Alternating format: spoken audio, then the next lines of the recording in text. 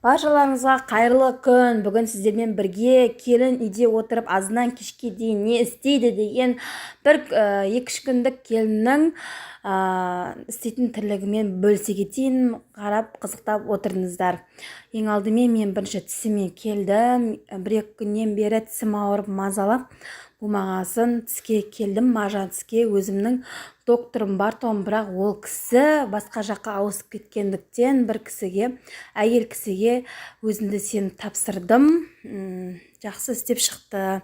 Үйге келсем, абысыным қыздардың, балдардың барлығын ұйықтатып тастапты, барлығын жан-жаққа шашып тастаған, тек дарын ғана кухняда дымамасымен арпалысып кухняны пелесостайын деп жүр.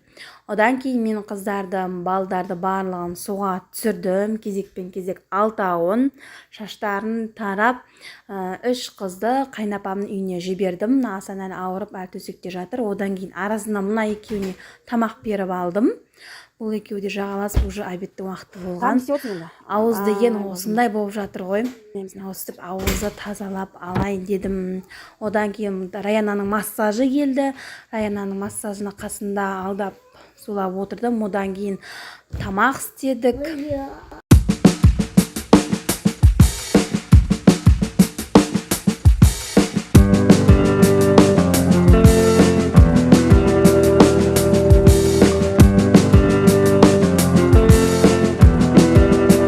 Одан үйге атам қонақ шақыратын болып, ертесіне қонаққа дайындалдық. Абысыным, қайынсіңілім, мен бар. Орамам қисайып кетіпті ғой. Осылай самсаны тез-тез апыр-топыр түйіп тастадық. Арасында мен блинчик істеп жүрдім. Қайынсіңілім түйісіп жүрді, көмектесіп. Қайыным ғой, балдарды шама алдандырып, ойнатып, қарасып жүрді.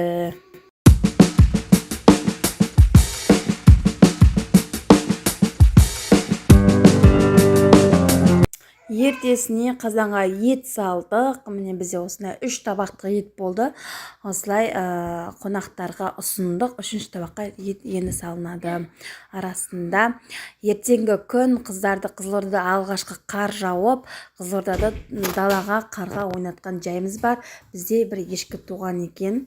Одан базарға қарай шықтым. Өзім мамам ауылда тұратын болғандықтан шылабыр алып бер жер деп приказ келді. Соны тез шылабыр алуға шықтым, базар жаққа қарай.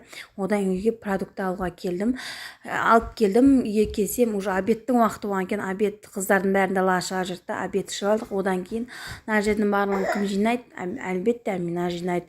Тағы да өстіп балдар жан-жаққа абысын ұйықтатып тастады. Одан кейін мен ыдыстарды тез-тез жууға көштім.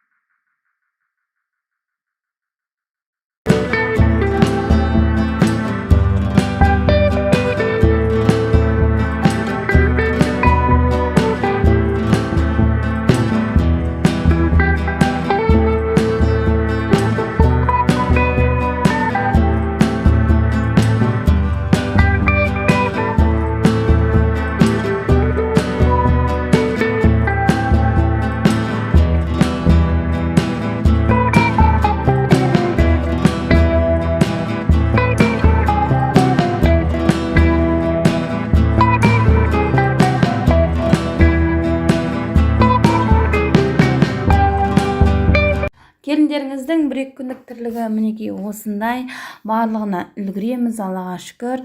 Мінекей менің осындай видеоларымды көріп ұнаса лайк басып, пікір қалдырып, қазақтың келіндерін қолдап, тіркеліп, рекке шығарып жүрсеңіздер, нұр үстіне нұр болар еді.